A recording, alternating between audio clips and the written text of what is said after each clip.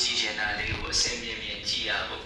ကိုနားထောင်ချင်တာလေးကိုအစင်မြင်မြင်နားထောင်ရဖို့အနားရတာလေးတွေအတွေ့အထိလေးတွေပြောရရင်ကာမအာယုညနိုးဝရကောင်းတဲ့အာယု၅ပါးကိုစိတ်တိုင်းကြခံစားနိုင်ဖို့အဲ့ဒီညနိုးဝရကောင်းတဲ့အာယုနေတဲ့ဒီခန္ဓာမှာရှိတဲ့အကြည်ဓာတ်တွေနဲ့တွေ့တဲ့အခါမှာဒုက္ခဆိုတာဖြစ်လာတယ်ဟုတ်တယ်မဟုတ်လား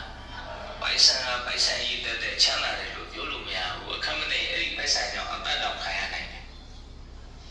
ပိုက်ဆံကတမတ်ချက်တတ်တစ်ခုပဲတကယ်ကသို့တော့သူ့မှာ